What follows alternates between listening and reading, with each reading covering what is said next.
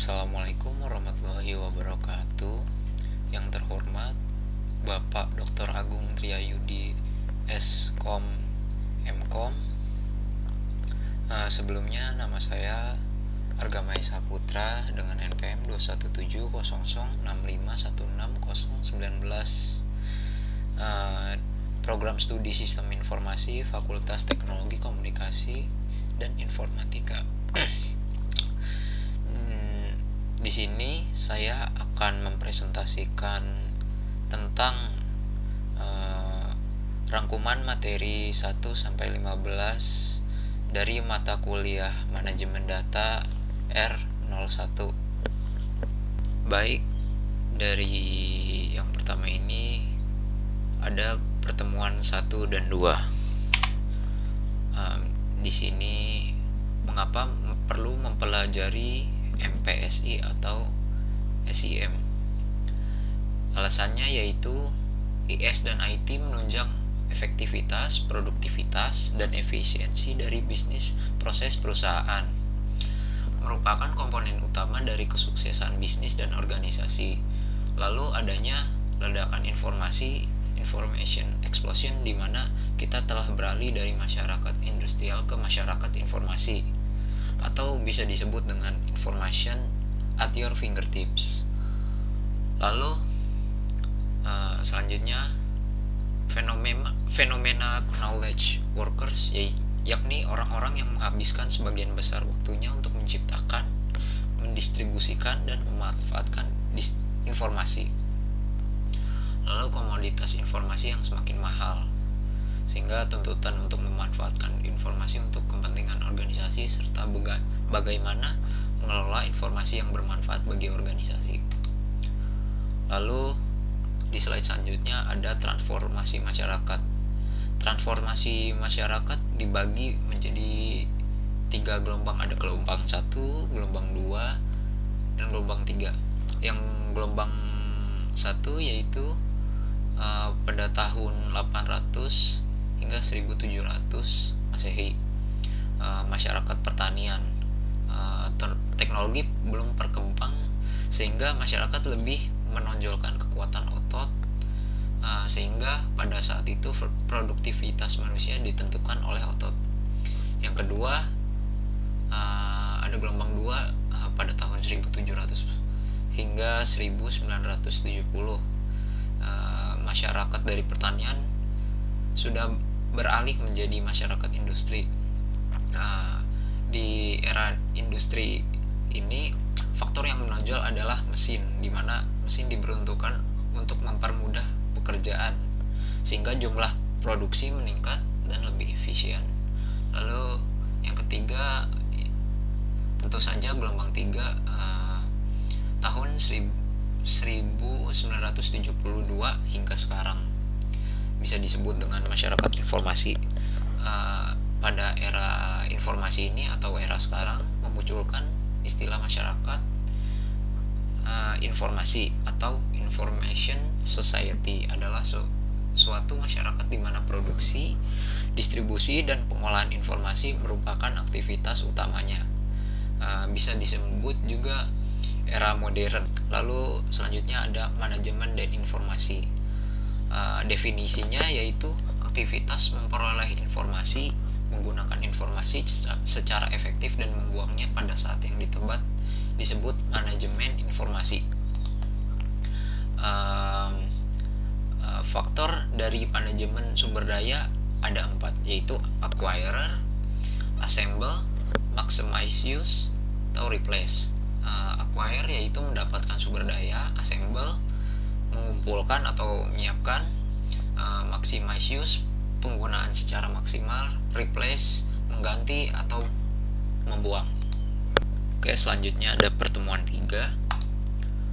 Dari pertemuan 3 ini, dari definisi deh.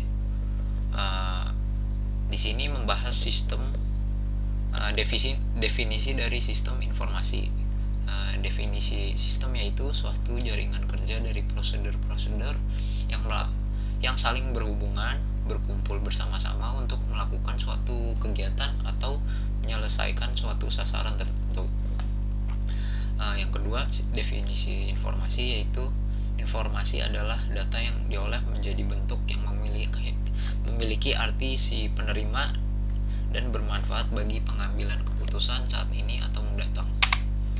Jadi definisi sistem informasi yaitu suatu sistem di dalam suatu organisasi yang mempertemukan kebutuhan pengelolaan transaksi harian, mendukung operasi bersifat manajerial dan kegiatan strategi dari suatu organisasi, dan menyediakan pihak luar tertentu dengan laporan-laporan yang diperlukan. Karakteristik atau sifat sistem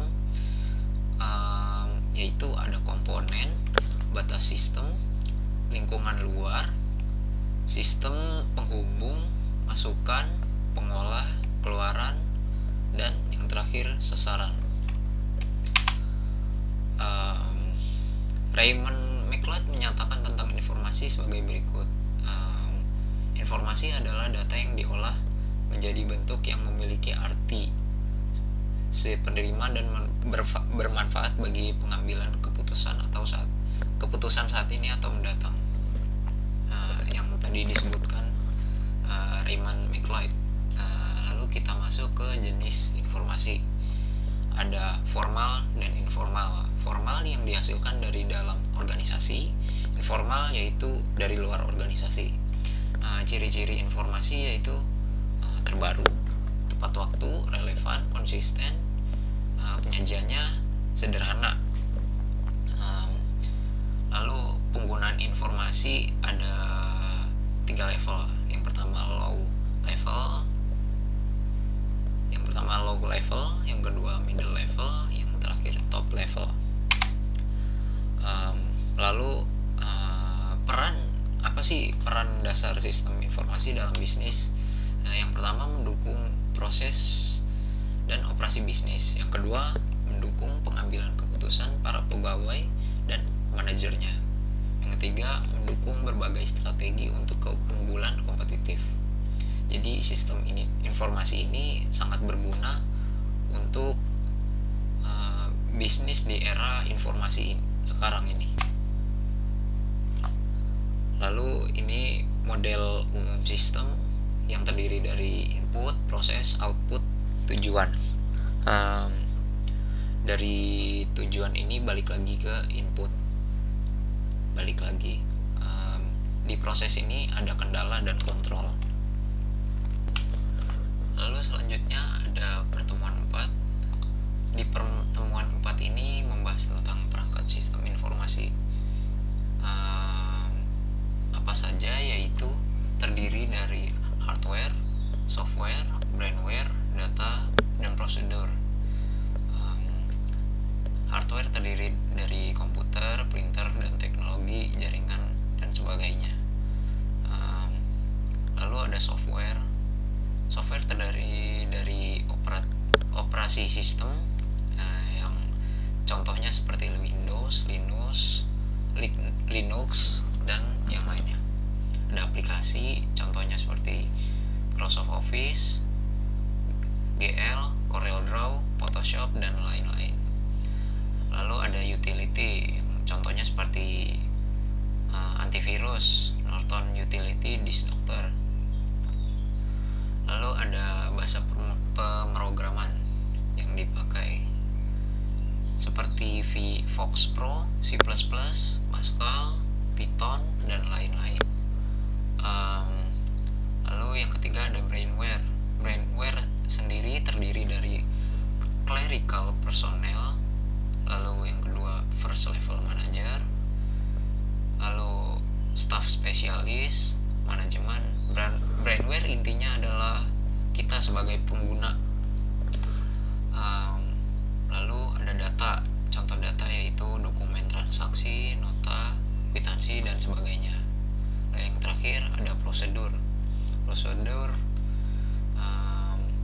Contohnya yaitu manual book, prosedur sistem pengendalian intern. Lalu ada tingkatan dari pengelola sistem informasi. Ada top management, middle management, low management, dan yang terakhir paling bawah operator. Fungsi dari top management yaitu perencanaan strategis, kebijakan dan pengambilan keputusan. Fungsi middle management yaitu perencanaan taktis dan pengambilan keputusan.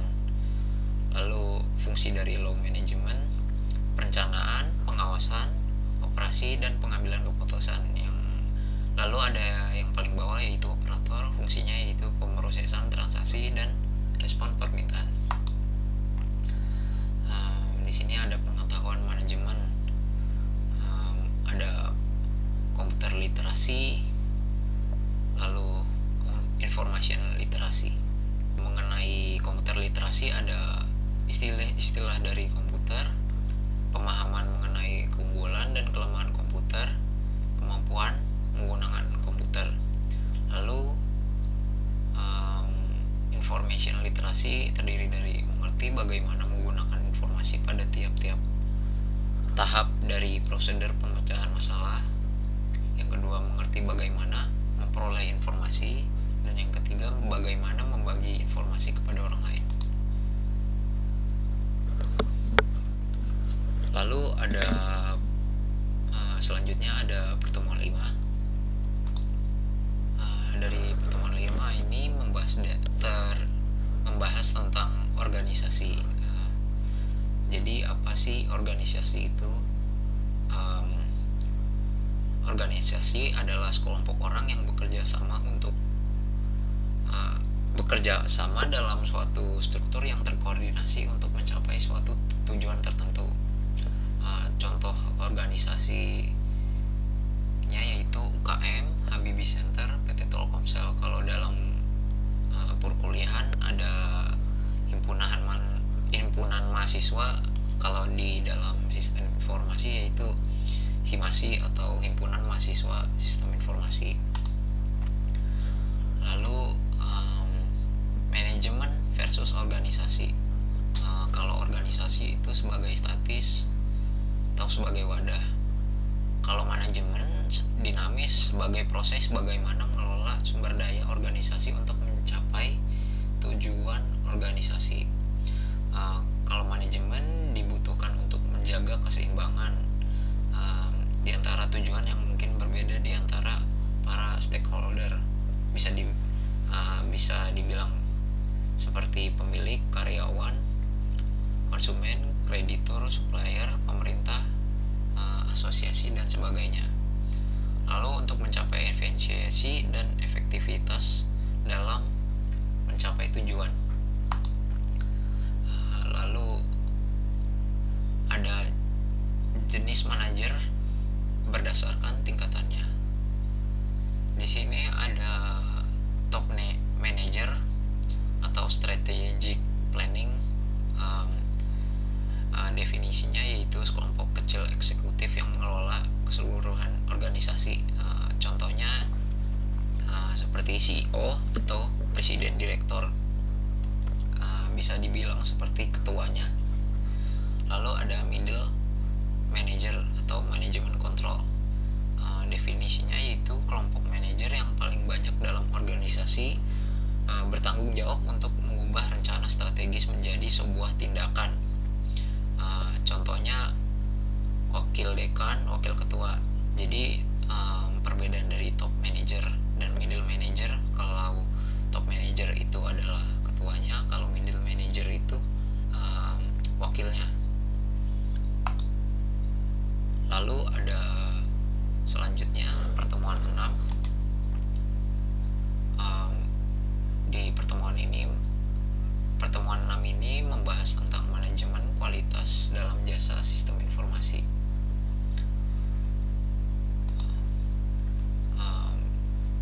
Di sini dijelaskan mengapa perlu komputerisasi.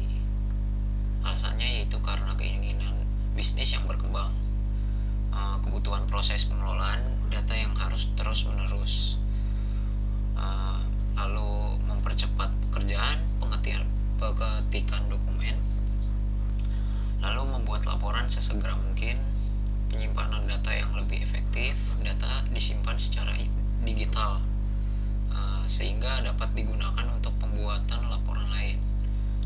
Yang terakhir, data dapat dikelompokkan, diurutkan, disummarize dan sebagainya. Keuntungan dari penggunaan komputer apa sih? Yaitu cepat, tepat, akurat, mudah dipertanggungjawabkan, proses tidak lelah, efisien, menyimpan data lebih besar, data mudah disimpan dan diakses, dan yang terakhir terprogram. Jadi bisa menggunakan program yang fungsinya berulang-ulang. Lalu ada kompetensi pekerja IT. Kompetensi dari pekerja IT yaitu memperhatikan efektivitas, berinisiatif, antusias pada pekerjaan, percaya diri, memperhatikan dampak dari suatu tindakan, kecakapan membina hubungan antar pribadi, pemikirannya konseptual, pemikirannya analitis, komunikatif efektif, fleksibilitas. Lalu ada pertemuan 7. Di pertemuan 7 ini membahas tentang sistem informasi dalam bisnis yang terdiri dari System Development Life Cycle atau SDLC, fase dari SDLC, lalu ada Waterfall Life Cycle. Yang pertama yaitu bahas tentang SDLC terlebih dahulu. Definisinya yaitu SDLC adalah pendekatan untuk mengembangkan sistem secara terorganisir dan disiplin.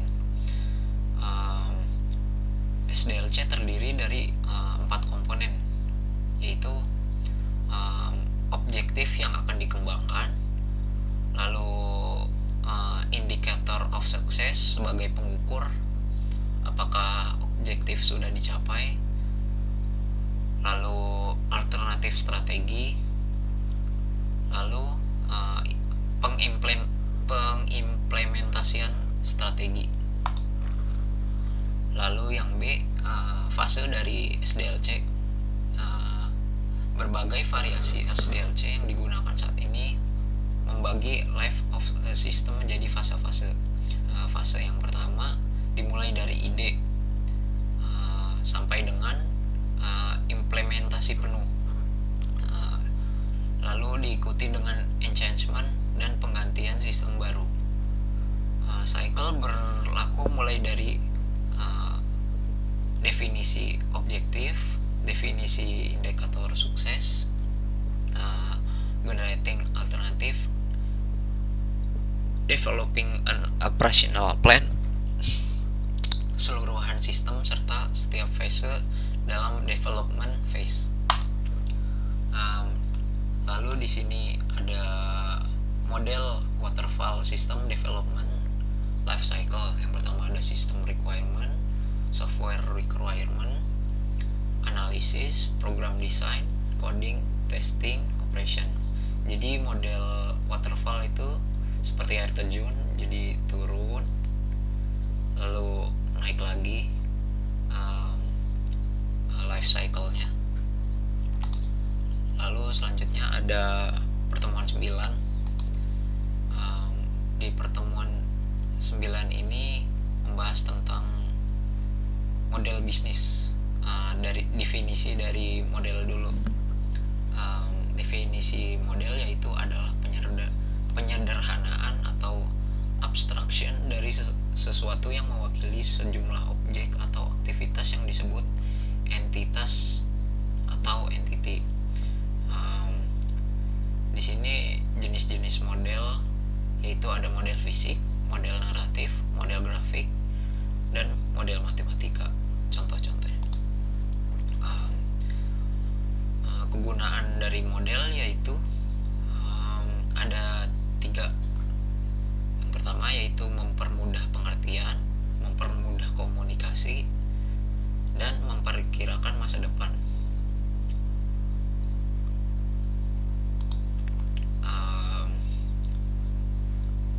Model sistem umum perusahaan yaitu ada penyederhanaan objek yang terdiri dari berbagai jenis model yang digunakan untuk digunakan oleh perusahaan agar mempermudah pengertian, komunikasi, dan memperkirakan masa depan.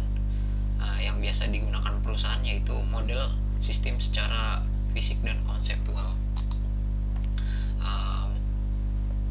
Penggunaan dari model sistem umum tuh contohnya seperti pasar swalayan yang terdiri dari arus material, arus personil, arus mesin, dan yang terakhir arus uang. Dari arus material yaitu ada bahan makanan dan barang-barang lain yang dijual. Lalu arus personil yang contohnya seperti manajer toko, kasir, pegawai gudang, dan orang yang bekerja di pasar swalayan tersebut. Lalu ada arus mesin, contohnya seperti komputer, kalkulator, barcode scanner, telepon, kulkas, dan rak-rak. Yang terakhir ada arus uang, yaitu pemasukan dari pelanggan dan pengeluaran berbentuk pembayaran kepada pemasok, pegawai, dan pemilik. Itu contoh dari penggunaan model sistem yang contohnya seperti pasar swalayan. Lalu ada manajemen by exception.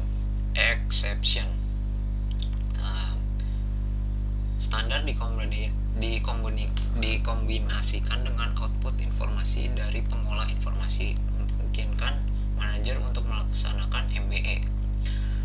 Definisi dari MBE yaitu adalah gaya yang diikuti manajer, yaitu manajer terlibat dalam aktivitas hanya jika aktivitas tersebut menyimpang dari kinerja yang diterima atau standar.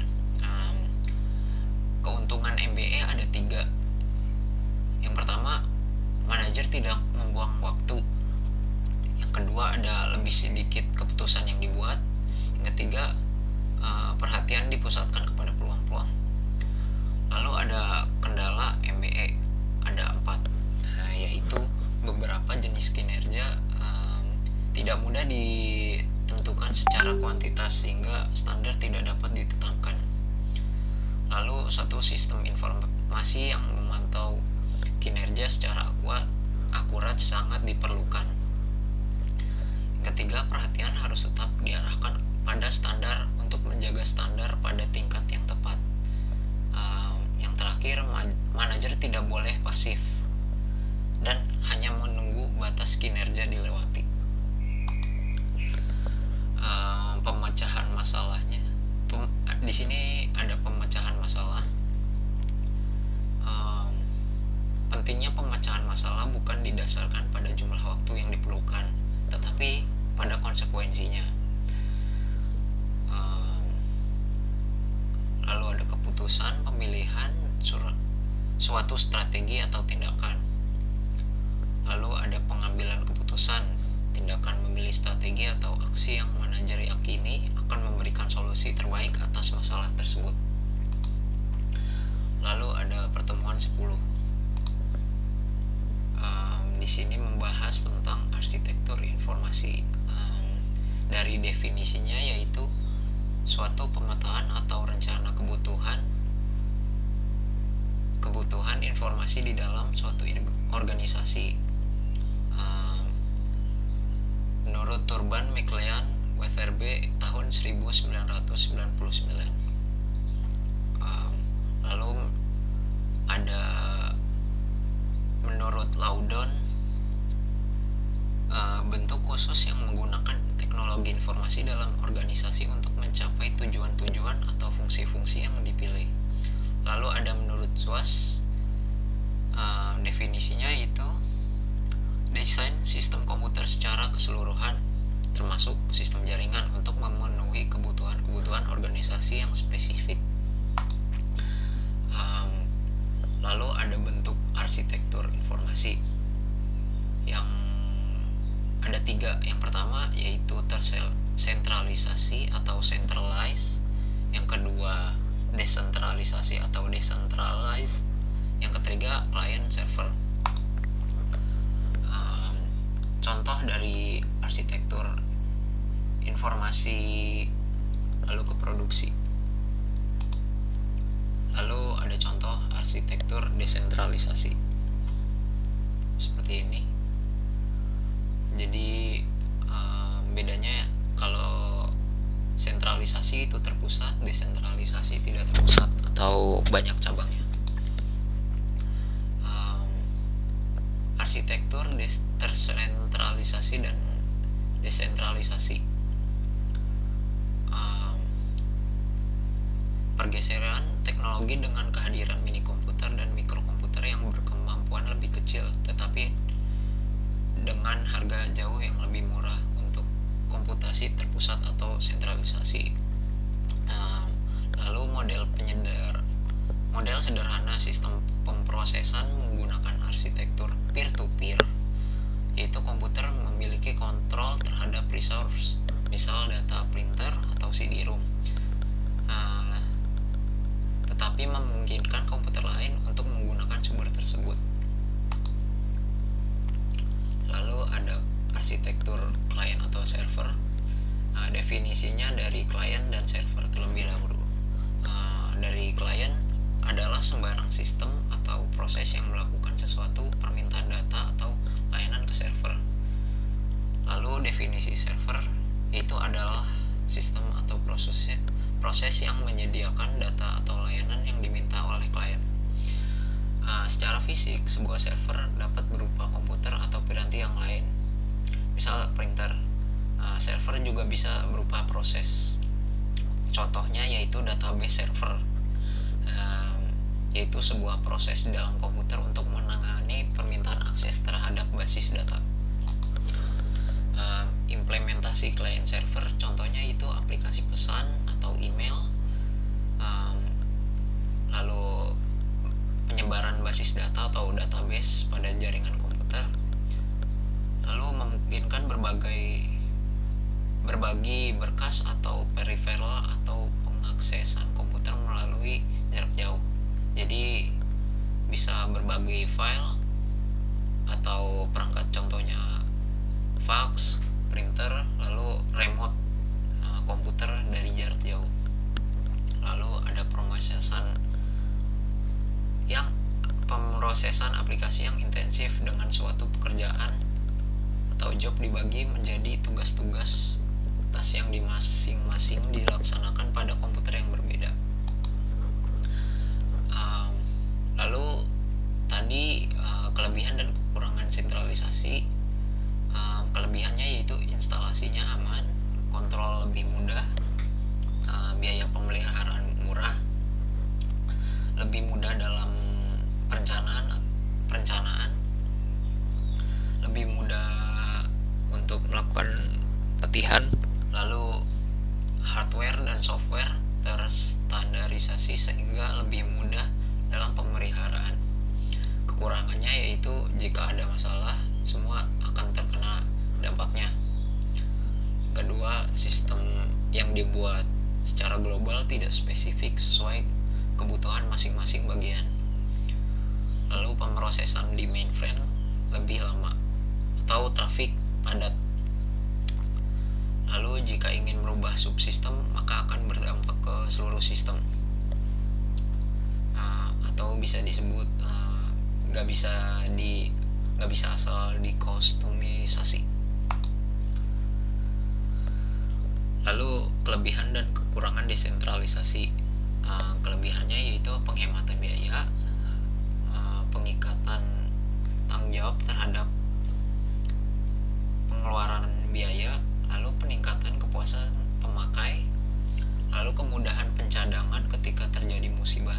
Kekurangannya itu memungkinkan kekacauan kontrol terhadap sistem komputer, ketidaksesuaian dalam menyediakan perangkat lunak dan perangkat keras, kemubaziran dalam tugas.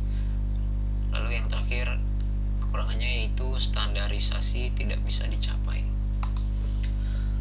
Lalu selanjutnya ada pertemuan 11. Lalu di sini membahas tentang konsep decision support system atau alat untuk membantu pengambil keputusan. Pengertian dari DSS atau SPK, suatu sistem berbasis komputer interaktif yang membantu pengambil keputusan, memanfaatkan data dan model untuk menyelesaikan masalah unstructured menurut Scott Morton tahun 1971. DSS menggabungkan sumber daya intelektual manusia dengan kemampuan komputer untuk meningkatkan kualitas keputusan. DSS merupakan sistem pendukung berbasis komputer bagi pengambil keputusan manajemen untuk menyelesaikan masalah semi-structured menurut Keen dan Scott Morton tahun 1978.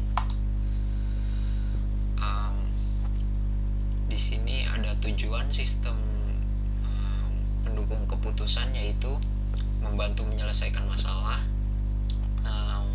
lalu mendukung penilaian manajer bukan mencoba menggantikannya, lalu meningkatkan efektivitas pengambilan keputusan manajer, lalu dalam pemrosesannya sistem pendukung keputusan dapat menggunakan bantuan dari sistem lain seperti AI, expert system, fuzzy logic, dan lain-lain. Contoh aplikasi sistem pendukung keputusan yaitu ada institutional DSS, ada ad hoc DSS, ada industrial DSS, ada GIS atau Geographic Information System.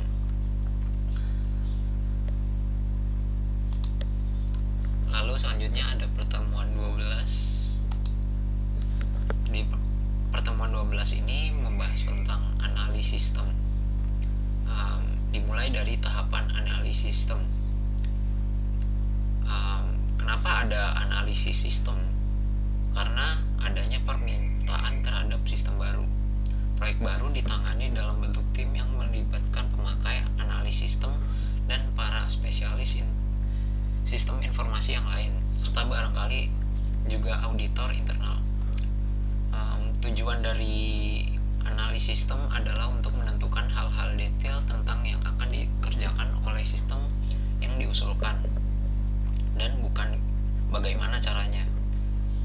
Analisis sistem mencakup studi kelayakan dan analisis kebutuhan. Lalu analisis sistem mencakup studi kelayakan dan analisis kebutuhan.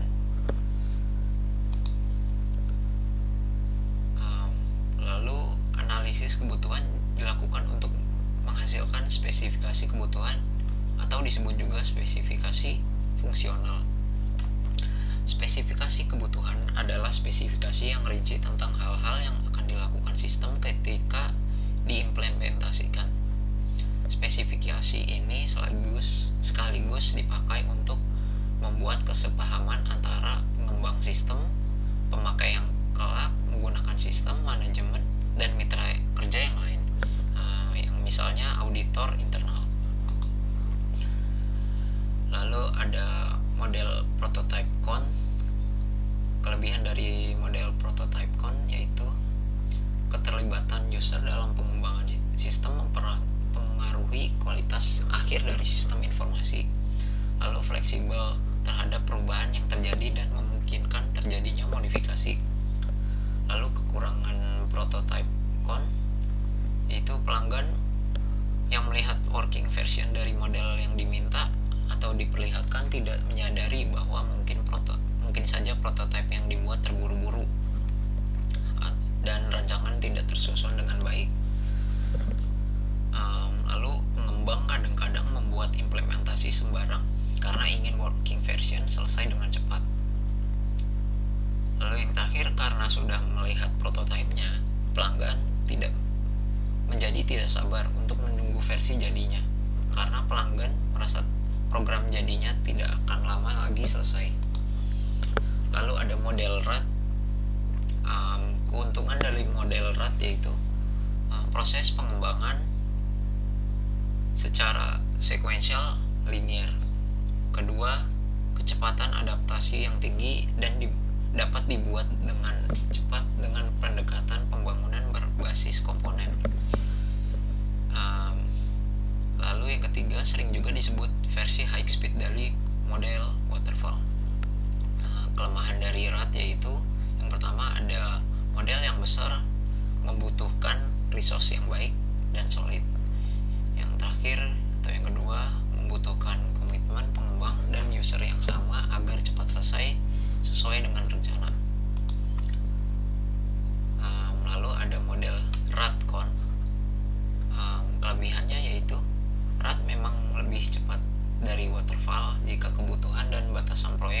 diketahui dengan baik.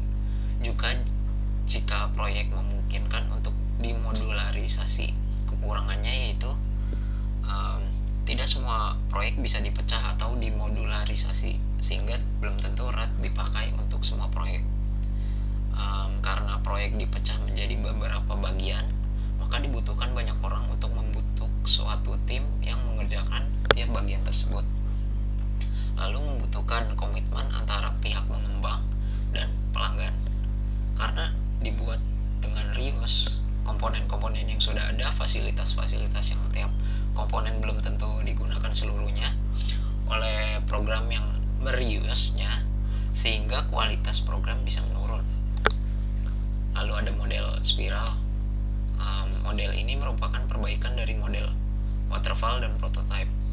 Spiral melibatkan proses iterasi di mana setiap iterasi bekerja pada satu level produk, dimulai dari level prototype awal sampai dengan level SIM yang diinginkan. Setiap perbedaan level didahului analisa risiko. Lalu ada model spiral cone. Kelebihan dari model spiral ini adalah pendekatan yang paling realistik untuk sistem skala besar. Metode ini menggunakan pendekatan evolusioner sehingga pelanggan dan pengembang dapat mengerti dan bereaksi terhadap suatu risiko yang mungkin terjadi. Model ini membutuhkan konsiderasi langsung terhadap risiko teknis, sehingga diharapkan dapat mengurangi terjadinya risiko yang lebih besar. Pada setiap fase evolusi bisa digunakan prototyping. Kekurangannya yaitu mungkin agak sulit untuk meyakinkan pelanggan besar bahwa pendekatan evolusioner ini dapat diatur. Hal ini membutuhkan keahlian tersendiri. Selain itu, jika risiko utama tidak ditemukan, maka masalah bisa muncul kemudian, sehingga membutuhkan kemampuan manajemen dan perkiraan risiko atau risk assessment yang cukup tinggi. Lalu ada pertemuan 13. Di pertemuan 13 ini membahas tentang Executive Information System atau ACE. Definisinya yaitu adalah sistem berbasis komputer yang interaktif yang memungkinkan pihak eksekutif untuk mengakses data dan informasi sehingga dapat dilakukan pengidentifikasian masalah, pengeksplorasian solusi, dan menjadi dasar dalam proses perencanaan yang sifatnya strategis. Tujuan dari YIS yaitu untuk mengintegrasikan data yang berasal dari sumber data internal maupun eksternal, kemudian melakukan transformasi data ke dalam bentuk summary laporan yang berguna. Fitur ACE tadi tujuan sentralnya yaitu aplikasi digunakan untuk perencanaan dan pengontrolan kinerja unit di bawahnya. Inti data yang umum, database berisi informasi mengenai pelanggan, pesaing industri, unit bisnis dalam 3 periode, masa lalu, masa sekarang, dan masa depan. Metode yang dapat digunakan dalam ACE ini yaitu mendapat kembali laporan pada saat ini dan tren di masa mendatang, lalu melakukan analisis untuk keperluan pribadi. Lalu ada kelemahan ACE. Kelemahan ACE yaitu fungsinya sangat terbatas, lalu biaya pembuatan SIE-nya sangat mahal. Lalu yang terakhir, banyak orang yang salah persepsi mengenai cara kerja ACE itu sendiri, yang dianggap sebagai suatu sistem yang terpisah dari modul-modul teknologi informasi lain dalam perusahaan. Sebenarnya, SIE hanya melakukan peringkasan data dari sistem basis data yang telah ada. Lalu ada pertemuan 14. Di pertemuan 14 ini ada Computer Aided Design atau CAD yang melibatkan penggunaan komputer untuk membantu rancangan produk yang akan dimanufaktur. Lalu program komputer untuk menggambar suatu produk atau bagian dari suatu Produk yang ingin digambarkan bisa diwakili oleh garis-garis maupun simbol-simbol yang memiliki makna tertentu. CAD bisa berupa gambar 2 dimensi dan gambar 3 dimensi. CAD yang lebih sering disebut Computer Aided Engineering atau CAE melibatkan penggunaan komputer untuk membantu rancangan produk yang dimanufaktur. Contoh dari CAD yaitu Pro Engineer, AutoCAD, SolidWorks, CATIA, Unigraphics, ProGCAD, dan ZWCAD. Lalu yang kedua ada Computer Aided Manufacturing atau CAM. Penerapan komputer dalam proses produksi di mana mesin yang dikendalikan komputer seperti bor dan mesin bubut menghasilkan produk yang sesuai dengan spesifikasi yang diperoleh dari database rancangan. Otomatisasi perusahaan menerapkan teknologi CAM karena produksi lebih cepat dan tepat dibandingkan bila menerapkan tenaga manusia seutuhnya, sehingga memungkinkan berkurangnya sisa bahan produksi yang tidak berguna. CAM biasanya digunakan oleh para insinyur dan arsitek dalam penerapannya. Lalu ada yang ketiga, robotik. Penerapan komputer yang lain dalam pabrik adalah robotik industrial pada tahun 1974.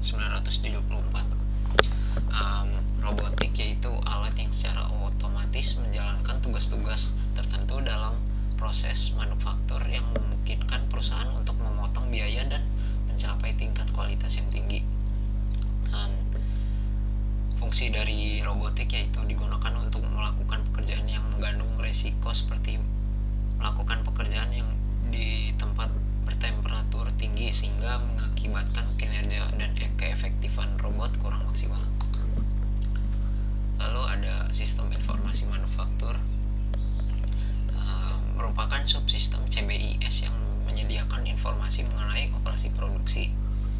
Pendekatan mengelola manufaktur atau komputer sebagai sistem informasi yang terdiri dari ROP atau Reorder Point, MRP atau Material Requirement Planning, ada MRP2, lalu ada JIT atau Just in Time, ada CIM yang terakhir atau CIM. Lalu yang terakhir ada pertemuan 15. Di pertemuan 15 ini ada pendahuluan. Pemasaran adalah area fungsional pertama yang menunjukkan minat pada MIS. Sistem informasi pemasaran tersebut memiliki 3 subsistem, yaitu sistem informasi akuntansi, riset pemasaran, dan intelijen pemasaran. Sistem informasi fungsional yang terdiri dari sistem konseptual harus menjadi gambar cermin dari sistem fisik.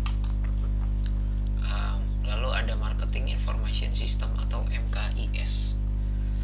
Definisinya itu sistem berbasis komputer yang bekerja sama dengan sistem informasi fungsional lainnya untuk mendukung manajemen perusahaan dalam memecahkan masalah yang berhubungan dengan pemasaran produk perusahaan.